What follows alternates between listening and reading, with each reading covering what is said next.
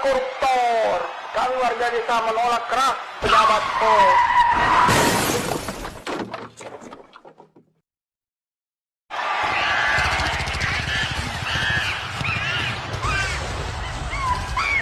Video ilustrasi tersebut merupakan sarkas dari Mantun Studio yang menyiratkan banyak orang yang berteriak korupsi, namun jika mereka punya kesempatan, mereka pun akan berbondong-bondong untuk berkorupsi. Pemberantasan korupsi merupakan hal yang sakral yang harus dilakukan sejak dalam pikiran, perkataan, maupun perbuatan.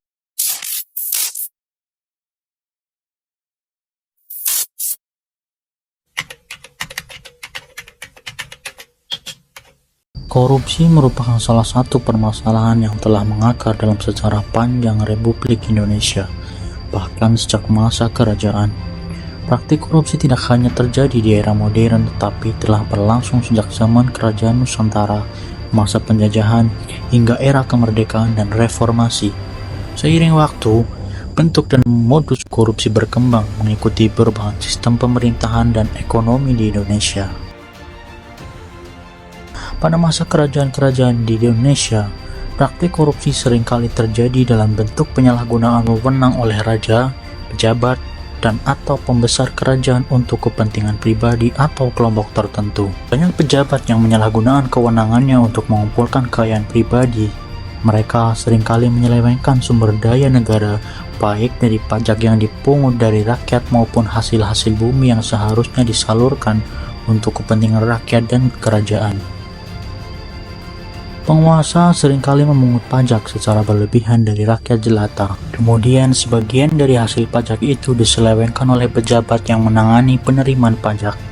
Meskipun tidak ada data pasti tentang besaran angka korupsi pada masa itu, praktek-praktek tersebut sudah bisa dianggap sebagai bentuk korupsi yang merugikan rakyat dan menghambat kemajuan kerajaan. Pada masa penjajahan Belanda, praktek korupsi semakin marak terjadi, terutama dalam bentuk pemerasan dan penyelewengan oleh para pejabat kolonial. Belanda memerintah Indonesia dengan tujuan untuk mengeruk kekayaan alam dan menggunakan pribumi sebagai tenaga kerja murah, yang juga menjadi sumber utama korupsi. Di bawah sistem tanam paksa yang diberlakukan pada masa pemerintahan Gubernur Jenderal Van den Bosch pada 1830 sampai 1834, para pejabat Belanda dan pegawai lokal seringkali menyelewengkan hasil bumi yang seharusnya dikirim ke Belanda.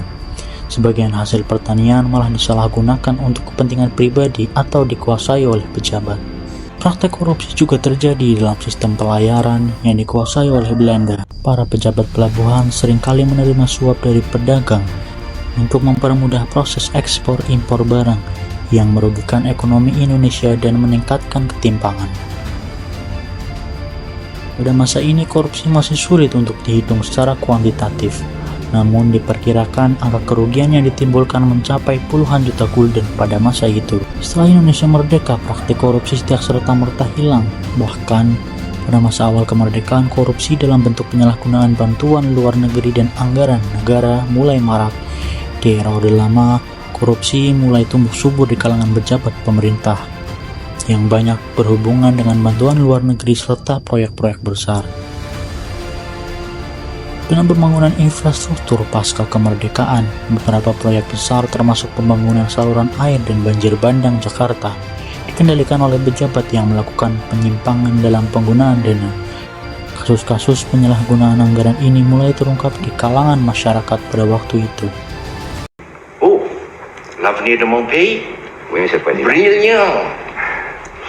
Parce que Di masa Orde Baru, praktek korupsi mencapai puncaknya dengan pengendalian negara oleh Presiden Soeharto. Selama lebih dari 3 dekade, pemerintahan Soeharto ditandai dengan konsentrasi kekuasaan yang sangat besar pada satu orang dan penyalahgunaan kekuasaan oleh pejabat-pejabat tinggi serta keluarga presiden sendiri.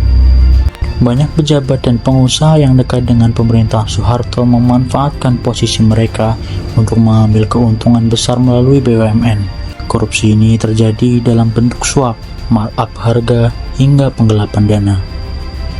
Salah satu kasus besar yang terjadi menjelang berakhirnya Orde Baru adalah skandal Bank Bali. Bank ini terlibat dalam kasus suap yang melibatkan pembayaran hingga 1,3 triliun untuk pengurusan dana yang tidak sah.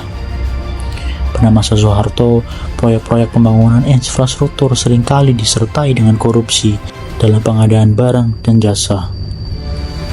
Pada masa akhir Orde Baru, diperkirakan kerugian negara akibat korupsi bisa mencapai triliunan rupiah.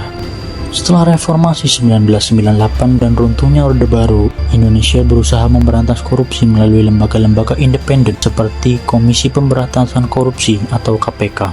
Meskipun demikian, korupsi tetap menjadi masalah besar di Indonesia dan sejumlah kasus korupsi besar terus terungkap.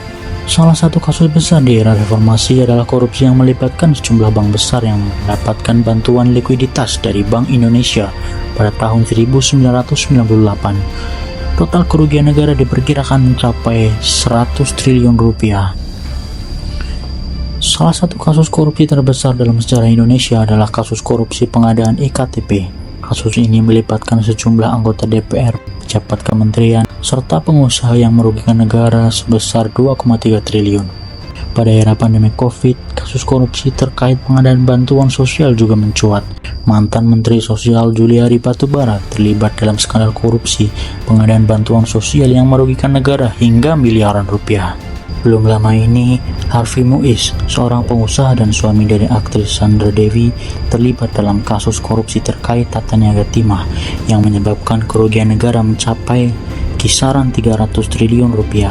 Kasus ini bermula dari kerjasama ilegal dalam sektor pertambangan timah yang melibatkan penyewaan smelter ilegal dan manipulasi keuangan. Pengadilan Tindak Pidana Korupsi Jakarta Pusat menjatuhkan vonis 20 tahun penjara pada Harvey Muiz dan mewajibkannya membayar uang pengganti sebesar 420 miliar. Dan kasus korupsi yang paling baru, Komisi Pemberantasan Korupsi tengah menyelidiki dugaan korupsi yang melibatkan Direktur Utama PT Pertamina Patraniaga, anak perusahaan PT Pertamina Persero. Kasus ini diduga menyebabkan kerugian negara sebesar 193,7 triliun rupiah. Sejarah korupsi di Indonesia menunjukkan bahwa masalah ini sudah ada sejak zaman kerajaan kolonial hingga era modern. Meskipun banyak upaya pemberantasan dilakukan, korupsi masih tetap menjadi masalah besar yang menghambat kemajuan bangsa ini. Angka kerugian negara akibat korupsi pun terus meningkat, dengan kasus-kasus besar di era modern yang melibatkan triliunan rupiah. Pemberantasan korupsi di Indonesia memerlukan kerja keras bersama antara pemerintah, lembaga penegak hukum, dan juga masyarakat.